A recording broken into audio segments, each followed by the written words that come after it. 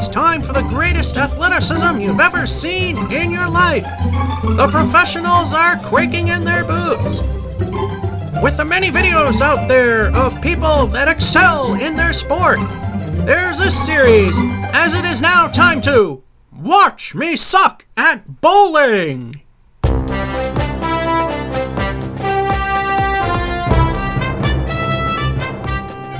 Welcome to Watch Me Suck at Bowling for the second week of February 2018, coming from Apex Entertainment in Marlborough, Massachusetts. Unfortunately, I can't say the bowling here is good as of this recording, but every problem that I've faced, the people here are very well aware of, and I'm far from the first to bring it up to them. Anyway, the very first game we got was a 72, but the automatic scoring quit after a little after 7 frames, so we just kept track of it on the video. What also doesn't help is there's absolutely no slide on the approaches, which really messes up my game. And the pin plates, I don't think they've treated them, but I'm not all that concerned about that. It just adds another challenge. So how will we do on the second game? Let's find out. Frame 1, ball 1. Hopefully the automatic scoring won't really duff it this time. Due to copyright issues with the music in the background, most of the audio unfortunately will be muted. Ball 2, going for the Emily. The Emily is when you miss everything on the first ball, get them all on the second. Or fail miserably. Ball 3, Apex joining the Zero Club. The deck lighting strobes in person as well, so I can't do anything about that. Nice out. Averting a disaster with an 8. Frame 2, ball 1. Also to note, due to the videos playing on the wall, most of the time you're looking at pin cam. Ball 2. Here we go again. Wonderful. Adding insult to injury. Ball 3. At least there's 2 pins down this time versus facing 0 previously. Gutter ball, that's a 2. For those of you who like the pin setters, here's the Z4 in action. While that's going on, we got an 8 and 1, and a lousy 2 and 2 for a 10. Rare that a gutter ball of that kind actually takes out a pin. Frame 3, ball 1. Looking like this is going to be yet another one of those train wrecks.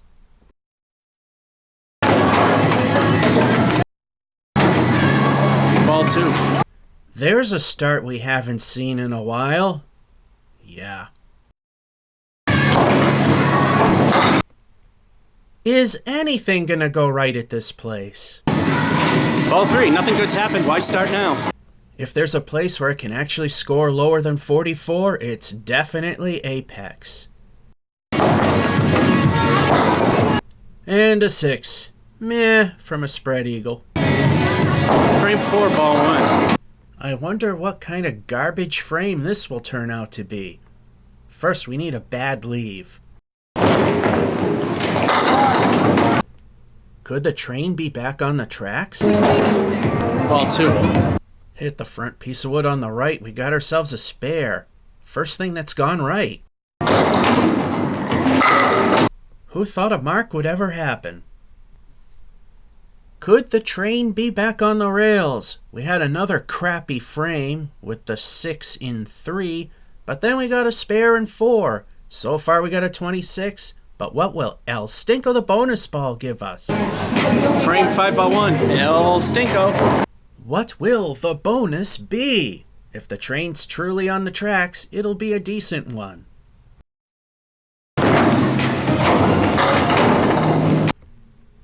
Six fill, not too bad. Ball 2. If El Stinko lived up to its name, it's more or less because of that leave.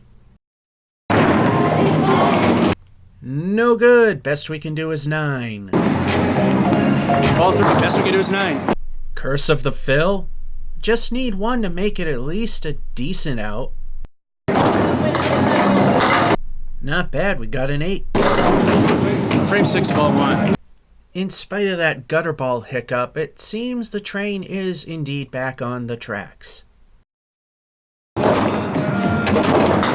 This time the ball stayed on. Ball 2. At least this is still a very makeable spare configuration.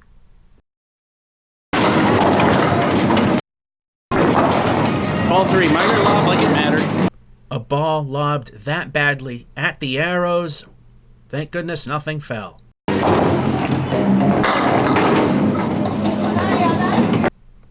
Well, an okay 7. Those 2 frames weren't too bad. We got an 8 and 5, the first ball being 6 of the 8, getting the fill for the 4, and 7 at 6, 47. Still around low end of average. Frame 7, ball 1. According to official records, anywhere from 80 to 100 is considered average, so we're in the bottom end.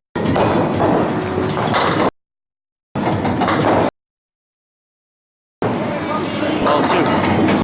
Right side pocket hit should take care of everything. Piece of wood on the right will help. Ow, so close. Ball 3.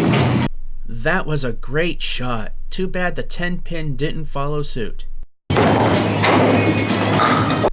Got it that time for the 10. Frame 8, ball 1. Believe it or not, the automatic scoring still know there's a game going on.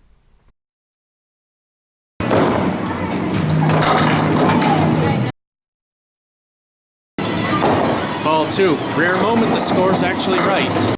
Granted, I had to edit a crap ton of frames in this game, but at least it got this part right.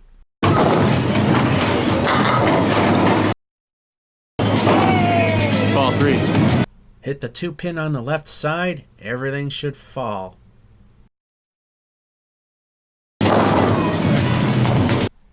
And 7. Unfortunately, it did not make fair contact with wood or a standing pin prior to bouncing back.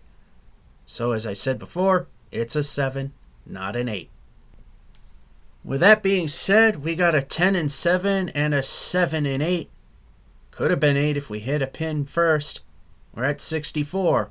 Average is still possible, albeit the low end. Frame 9, ball 1. Spoke too soon. Until it counted that foul pin, it did actually keep the last frame right.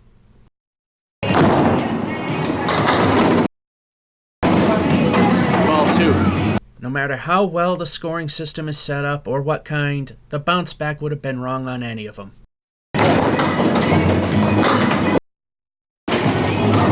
Ball 3.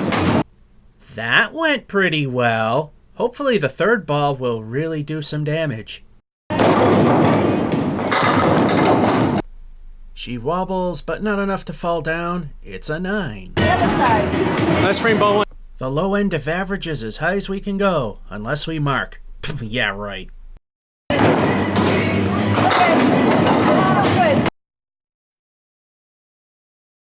Ball 2.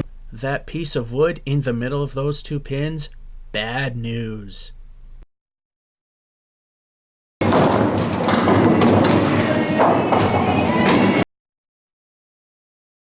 On an automated scoring system, a ball on the plate on the last throw could ruin the whole game, so just gonna live with it. Ball 3. At least we had one good game. Not sure about game 1, though. Without automatic scoring, we could simply have the ball removed. But in this case, we're gonna have to play surgeon. Didn't matter, still a 9. Needless to say, the scoring system's wrong yet again, but ultimately it came out in the wash. And as you can see, we got an 82, pair of 9s and 9 and 10. And that's this episode of Watch Me Suck at Bowling. Georgia 551 saying, hope you enjoyed and have a good one.